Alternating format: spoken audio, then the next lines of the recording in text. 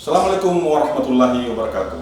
Hai, ketemu lagi dengan saya Dr. Andi Saiful Senal Estos MSc, pengampu mata kuliah pelayanan sektor publik.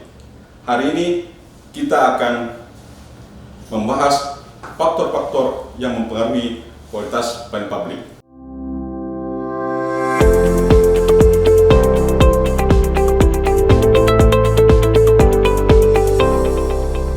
Sebelum kita mengetahui apa saja yang menjadi ukuran faktor-faktor dari kualitas pelayanan publik, saya akan menyampaikan capaian pembelajaran mata kuliah ini. Pertama, mahasiswa memahami konsep kualitas pelayanan publik. Kedua, mahasiswa mampu menjelaskan faktor-faktor utama yang mempengaruhi kualitas pelayanan publik. Ketiga, mahasiswa mampu mengidentifikasi upaya untuk meningkatkan kualitas pelayanan publik berdasarkan faktor-faktor yang relevan. Sekarang kita jelaskan terlebih dahulu pengertian kualitas pelayanan publik. Kualitas pelayanan publik merujuk pada kemampuan layanan untuk memenuhi harapan masyarakat secara konsisten. Kualitas ini diukur dari kepuasan masyarakat terhadap layanan yang diterima, yang mencakup aspek kecepatan, ketepatan, aksesibilitas, dan sikap penyedia layanan. Nah, adik-adik, kami akan sampaikan beberapa faktor yang mempengaruhi kualitas pelayanan publik. Yang pertama, kompetensi sumber daya manusia atau aparat. Di sini kita akan membahas nanti mengenai apa saja kompetensi sumber daya aparat. Yang kedua, sistem dan prosedur. Faktor tiga yaitu sarana dan prasarana. Keempat, kepemimpinan dan manajemen. 5, budaya organisasi. 6, partisipasi masyarakat. Dan tak kalah pentingnya, kebijakan dan regulasi. Nah, sekarang kita akan bahas faktor satu demi satu. Yang pertama, kompetensi sumber daya manusia atau sumber daya aparat. SDM adalah faktor utama dalam menentukan kualitas pelayanan publik. Kompetensi SDM meliputi keterampilan, pengetahuan, dan sikap para pegawai dalam memberikan pelayanan. SDM yang profesional akan mampu memberikan pelayanan yang cepat, tepat, dan efisien.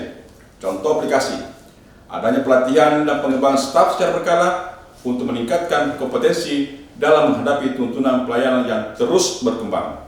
Faktor kedua, sistem atau prosedur. Sistem dan prosedur yang jelas dan efisien mempengaruhi kecepatan dan ketepatan layanan. Prosedur yang rumit dan tidak transparan akan menghambat pelayanan dan mengurangi kepuasan masyarakat.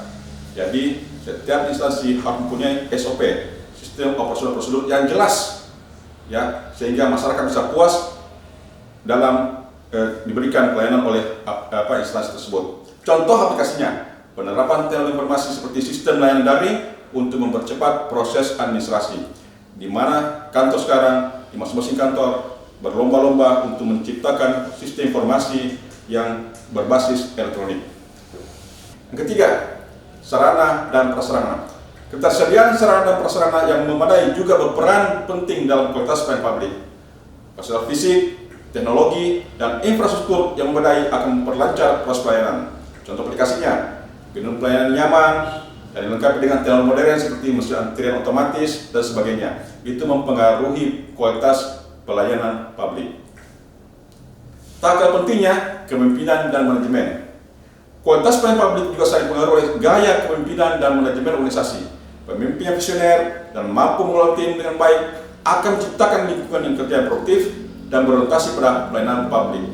Nah, disinilah dibutuhkan seorang pemimpin yang tangguh, yang mempunyai wawasan yang luas, mempunyai visi dalam menciptakan kualitas yang baik. Contoh aplikasinya, pemimpin mendorong inovasi dalam sistem pelayanan dan memberikan teladan positif bagi pegawai. Kelima, budaya organisasi.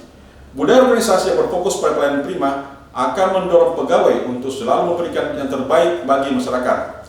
Budaya ini mencakup nilai-nilai seperti kejujuran, tanggung jawab, dan komitmen terhadap pelayanan. Contohnya, pengembangan budaya kerja yang responsif dan proaktif dalam menyelesaikan masalah-masalah yang dihadapi oleh masyarakat. 6. Berikutnya, partisipasi masyarakat. Keterlibatan masyarakat dalam proses pelayanan publik dapat menjadi faktor penting dalam meningkatkan kualitas. Jadi masyarakat dibutuhkan partisipasinya untuk menentukan peningkatan kualitas pelayanan publik. Masyarakat yang aktif memberikan masukan dan umpan balik akan membantu penyediaan layanan memperbaiki kekurangannya. Contoh aplikasinya, diadakannya survei kepuasan masyarakat dan penyediaan kanal pengaduan yang mudah diakses oleh masyarakat. Terakhir, yang tak kalah pentingnya adalah faktor kebijakan dan regulasi. Kualitas pelayanan publik sangat dipengaruhi oleh kebijakan dan regulasi ditetapkan oleh pemerintah. Setiap kebijakan yang mendukung inovasi dan efisiensi pelayanan akan membantu meningkatkan kualitas layanan. Contoh aplikasinya, penerapan undang-undang yang mewajibkan standar pelayanan minimum pada setiap instansi pemerintah. Ketujuh faktor-faktor tersebut apabila dilaksanakan, apabila dipenuhi oleh pemerintah, maka dapat dikatakan pelayanan publik itu berkualitas. Nah, adik-adik, Anda baru saja menyimak dari kami 7 faktor yang menentukan kualitas pelayanan publik. Tugas Anda sekarang, ya. Kalau video sebelumnya kami berikan tugas per kelompok, maka saat ini kami akan berikan tugas per individu bagi mahasiswa. Apa tugasnya? Pilih salah satu faktor yang mempengaruhi kualitas pelayanan publik. Jadi dari 7, silakan Anda pilih masing-masing satu, lalu berikan satu contoh kasus nyata di mana faktor tersebut mempengaruhi kualitas pelayanan.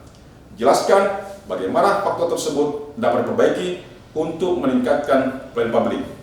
Jadi Anda pilih tadi ada 7, Anda pilih satu, ya, berikan satu contoh kasus, maksudnya kasus nyata di mana faktor tersebut mempengaruhi kualitas pelayanan publik.